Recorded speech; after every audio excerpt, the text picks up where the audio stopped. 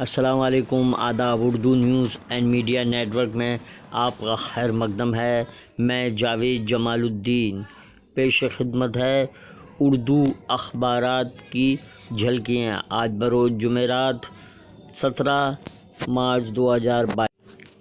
روزنامہ اردو ٹائمز ممبئی کی شہ سرخی: اقوام متحدہ میں اسلامو فوبیا کے خلاف قرارداد منظور۔ 15 مارچ کو اسلام فوبیا کے عالم دین کی قرارداد پر بھارت کا شدید رد عمل۔ ڈاکٹر کفیل خان سماجوادی پارٹی سے MLC کے امیدوار۔ امیٹھی زمین کے تنازع پر خونی تصادم، 4 افراد قتل، 6 افراد زخمی۔ مہا وکاس اگاڑی سرکار کو جھٹکا لگنے والا ہے۔ ہولی کے لیے حکومت کی گائیڈ لائن جاری، فیری والوں کے لیے گائیڈ لائن سخت۔ سری لنکا مظاہرین کی صدر کے دفتر پر دھاوا بولنے کی کوشش۔ ہم روس کے سیاحتی ٹور کا منصوبہ نہیں بنا رہے ہیں۔ مقامی لوگوں کے ذریعے ڈرائیوروں کی لوٹ مار۔ ممبرا MIM صدر سیف خان پٹھان ضمانت پر رہا۔ خصوصی مضمون: بالی ووڈ کا بدلتا ہوا نظریہ، اظہار رائے، کیا پولیس بنے گی میزبان اداریہ؟ روزنامہ صحافت نے شہ سرخی لگائی ہے: حجاب پر عدالت کے فیصلے کے خلاف تشویش، جنوبی ہندوستان میں پرامن بند و مظاہرے۔ آج کرناٹک میں مسلم تنظیموں کی پرامن بند کی اپیل۔ سونیا گاندھی نے کہا کہ جمہوریہ ہیک کرنے کے سوشل میڈیا کا غلط استعمال۔ شلپا شیٹی کی والدہ کے خلاف وارنٹ گرفتاری جاری۔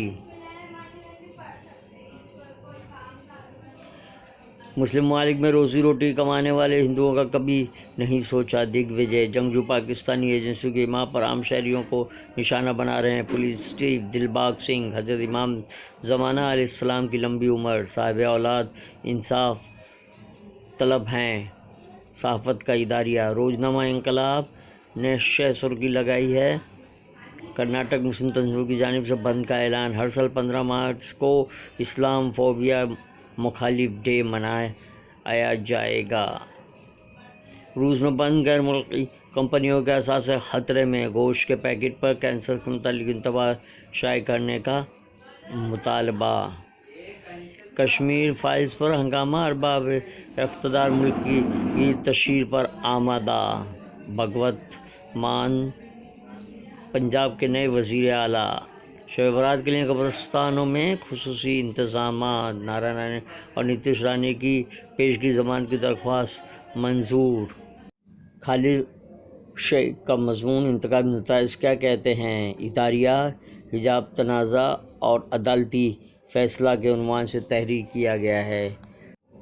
یہ تھی اردو اخبارات کی جھلکیاں۔ آپ سے درخواست ہے کہ چینل کو سبسکرائب کیجیے، لائک کیجیے، شیئر کیجیے۔ اپنے قیمتی مشوروں سے نوازتے ہوئے کامنٹس کرنا نہ بھولیں۔